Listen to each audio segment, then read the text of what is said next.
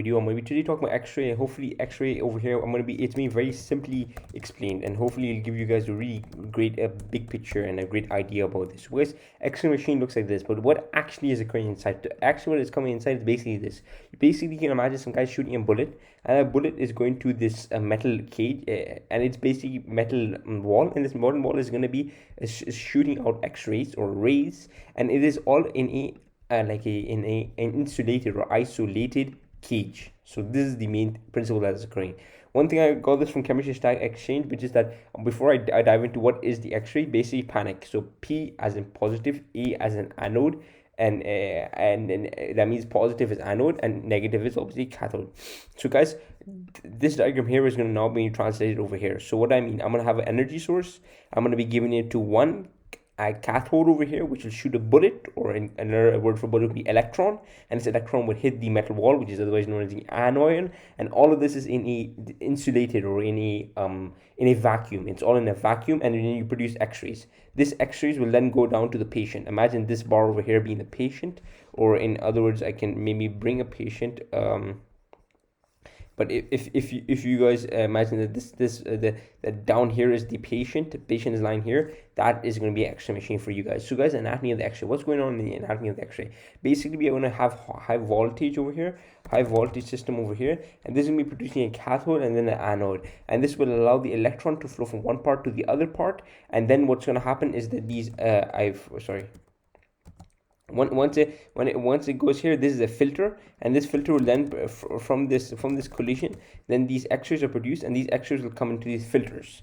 And now guys, what is the basic definition of X-ray? If someone tells you X-ray, what are you going to tell them? Basically, you can tell them it's some sort of device, some sort of X-rays. There are certain type of wavelength, and these wavelength are they are smaller wavelength compared to normal color, but they're much bigger in wavelength compared to color, but they are they are much bigger in wave than normal colors that we see right now, but they're much smaller than stuff such as the they're much bigger. They're very big waves. So that's just I was going to say that.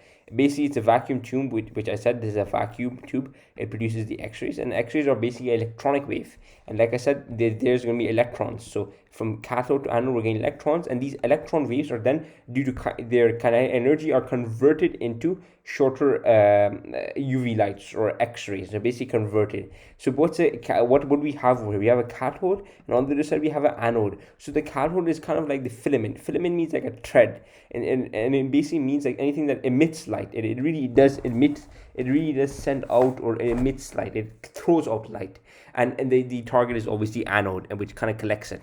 Next thing is me the simple mechanism, just a very, very simple mechanism, and then our next thing is me detailed mechanism. So simple mechanism, what's really going on over here? Basically, you have two targets. You basically, first of all, you want to know that there's voltage coming. This over here is your voltage coming. That's number one step. So number one step you guys want to keep drilling your mind is the voltage is coming. The second thing we want to know how much is the voltage. Voltage ranges between 250 to 150 kilovolts. The third one is that electrons are targeted towards anode at a very, very high speed. That's very, very important to know. That electrons to cathode to anode are a very, very high speed. The fourth thing you guys want to really drill in your mind is the electrons. They hit the target. They hit the target X-rays, and then they hit the target anode, and they produce the X-rays. So let me just do this. Step one, we have voltage. High voltage comes here, or high voltage comes here, and then it goes to and this voltage is 150 to 150. It hits the cathode. Cathode then shoots out your electron, and this electron is then produces a X-ray. So this is the really simple mechanism. So voltage, electron, X-ray. That's really simple. The next thing is going to be detail. What's the really the mechanism that is occurring? Well, the main mechanism that we need to know is this cathode over here. This cathode over here is really, really very, very hot. It has a high melting point. So this hot, it kind of boils off the electrons. It kind of like imagine that this one over here is really, really hot. It kind of boils it off, and then what happens is that there's going to be a high voltage field between the cathode and the anode, and this kind of accelerates it. So you can imagine over here between the cathode and the anode, there's a very, very high voltage speed. So what happens is these electrons, they kind of boil off, and they have a voltage field which allows them to go to the other side. In addition to that, there can be also It's also a vacuum, like I mentioned, that the reason I put these two insulators, because two, like volume over here is a vacuum. Why do you want vacuum? Because these electrons need a flow, and they don't want to be colliding with any other atoms. Because let's just say this number 2 is an atom, okay, and we're not in a vacuum anymore, so this electron is going to go from the cathode, it's going to collide with 2, and it's going to go somewhere here. That's exactly not what we want. We really, what we really want is that what we really want is that this electron is basically, it's going to be unobstructed. It's going to go directly to the anode in order to produce X-ray, and then go into the human being, go towards the human being. What happens is cathode, it hits the electron, and kinetic energy is converted to heat or X-ray. So this kinetic energy is any energy, like for the movement of electrons coming from here in this voltage field. It is then converted into heat and X-ray, and then this heat and X-ray, we can kind of forget about heat because we don't really need heat. But this X-ray is then going to go towards the human being. It's going to go down into the human being, and then we can diagnose lung diseases, urinary diseases, GI diseases, multiple diseases. And the last thing is that the very different amount of X-rays are going to be produced. So some X-rays are going to be of obviously there's a high chance that they can interact with nucleus or electrons. So we can have like low energy photons that can be produced, or they can be high energy photons. So it's a variety. This X-ray can be I'll put it over here, low or high. It can be anything, and it goes towards the human being. Just some things about absorption. So which type of things we want this X-ray to go and absorb. So first of all, we want the first thing that the thing that kind of most likely absorbs is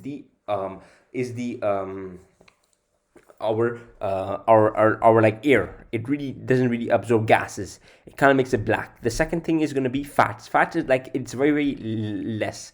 It's kind of appears like black or kind of gray. And something that also appears gray is solid viscera. So your heart, your internal organs, GI organs, then your muscles, your blood. They will be up there, but there just be a shade. You can imagine them as a shade. They're not really specifically that color that we're looking for. But then here's the big boy, which is calcium. Calcium can be, so for example, your bones, which I'm going to be showing you guys here. So the bones over here, they're calcium. Over here, we can see calcium. We can also see other soft tissue such as muscles can be seen over here. And in addition to that, over here, what we can see over here is also gases. So where can we see gases? Obviously, the lungs has some gas, which is very light, and also obviously we can see fat. So fat can be it can be barely shown over here. So abdominal fat or something like that, it can be shown over there. So that's something to keep in mind, definitely, that what substances we can really see. The next thing is going to be X-ray projection. So X-ray projection, what are the two ways? So there's anterior posterior and posterior anterior. And also one thing I want to mention, that all X-rays are two-dimensional. So if you look at this photo over here, it's a two-dimensional photo. It's not 3D, like it's not like multi-dimensional like the other imaging methods, or like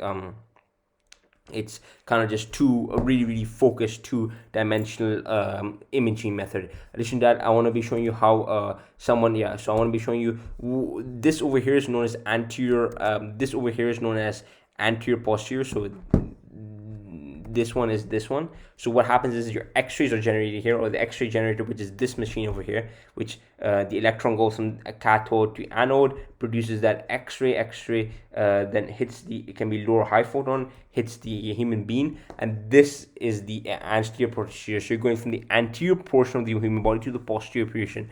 However, here's the complete opposite. So this is the X-ray generator or tube or something, and it goes to the posterior to anterior. It goes posterior to anterior. The last thing is going to be, like I said, filament means thread.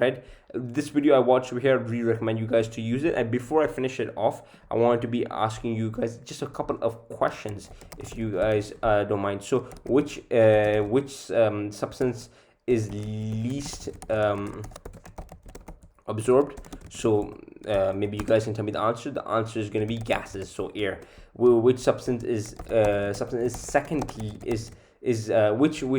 which substances, like which soft tissues are absorbed. So we can have muscle, we can have viscera, such as organs, we can have cardiac muscles. We can have viscera, we can have muscles, we can have organs, we can have blood, we can have a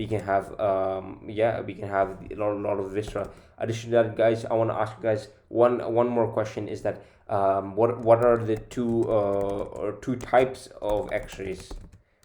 So maybe you guys can tell me the answers. The answers would be anterior, posterior, and posterior, anterior. Now I want to get into the X-ray. One last question. This is gonna be the last question. What is the purpose of the what is the energy? What is the energy that is changed in the X-ray?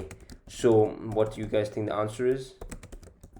So the answer is that basically the kinetic energy of electrons is converted into heat and X-ray.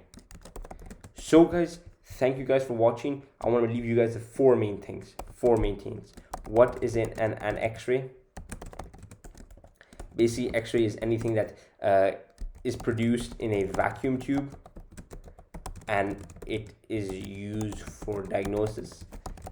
I want to give you guys what is the basic mechanism of X-ray.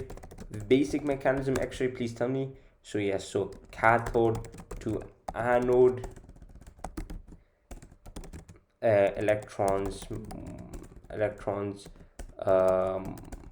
move, hit the anode and produce X-ray, which goes through filter.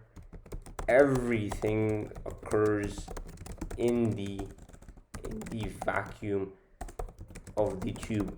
Which substances can we see most? Mainly substances, so mainly calcium substances such as bone, or gray substances can be blood, muscle, and viscera. What are the two types?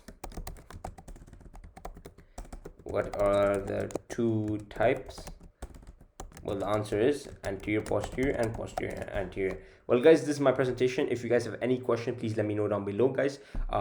Please do like, subscribe, and please share. Thank you guys for watching this video. Hope to see you guys next time.